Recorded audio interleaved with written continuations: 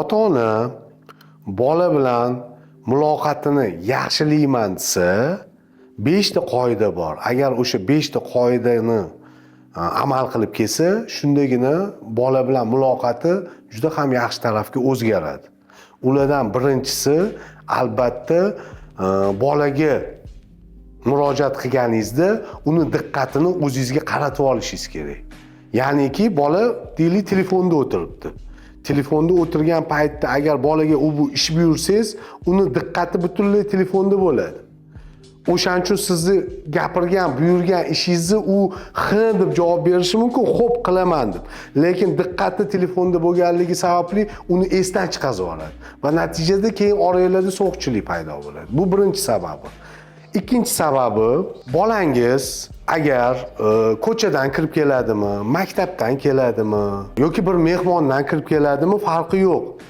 Farzandingizni ko'chadan kirib kelganda kutib olganingizda, albatta samimiy uni ko'zlariga qarab, uni qattiq sog'ingandek hissiyot bilan kutib olishingizni o'rganing.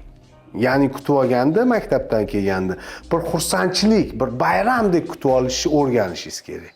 Ya'ni farzandingiz o'zini oilada o'rni borligini his qilishiga sababchi bo'ladi shu holatda. Uchinchi sababi, bolangizga tez-tez taktil kontakt qilib turing. Bolangizni yelkalaridan siling. Hattoki shunaqa holatlar bo'lishi mumkinki, ona kim bilandir gaplashib turibdi, o'rtog'i bilan gaplashib turibdi. Bola keldi, bola nimadir so'rayapti onadan.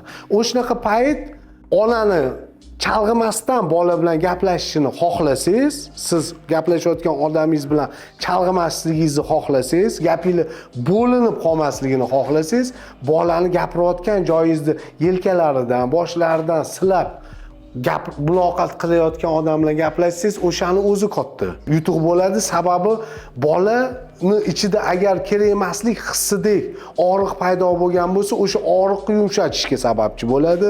Bolani tez-tez quchoqlab, yelkalaridan silab, u bilan taktik kontakt qilib tursa, xavotir va tashvishlardan soqit bo'ladi. To'rtinchi sabab bu, bir ish qilmoqchi bo'lsangiz, uy ishi bo'ladimi yoki u bilan sotmoqchimisiz, yoki kimgadir qaysidir gapni aytmoqchimisiz, imkoniyat darajasida bolangiz bilan maslahatlashing.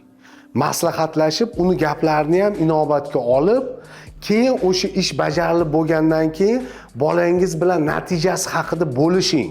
5-sababi, albatta farzandingiz bilan gaplashayotganingizda uni ko'ziga yumshoq ko'z bilan, mehr, muhabbat ko'zi bilan qarab, u bilan gaplashing. Endi misol uchun deb aytadigan bo'lsam, tasavvur qiling, siz ishxonadasiz. Ishxonada siz o'zingizni kollegangizga murojaat qilyapsiz, u kollegangiz kompyuterda o'tiribdi.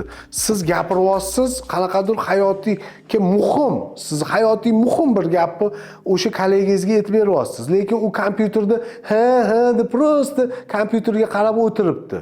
Albatta sizni ichingizda g'ashlik paydo bo'ladi. Chunki u sizni xuddi qunt bilan eshitmayotgandek, u sizni mensimayotgandek hissiyot paydo bo'ladi. O'shaning uchun muloqot qilganingizda farzandingiz bilan taktik kontakt juda katta rol o'ynaydi. Shunga ham e'tiborni qaratishingizni sizlardan so'rab qolardim. Shu 5 ta qoidani agar amalga oshirib hayotda tatbiq qilsangiz, albatta farzandingiz bilan munosabatlaringizda ancha yumshash va bir-biringlarni tushunish paydo bo'laveradi.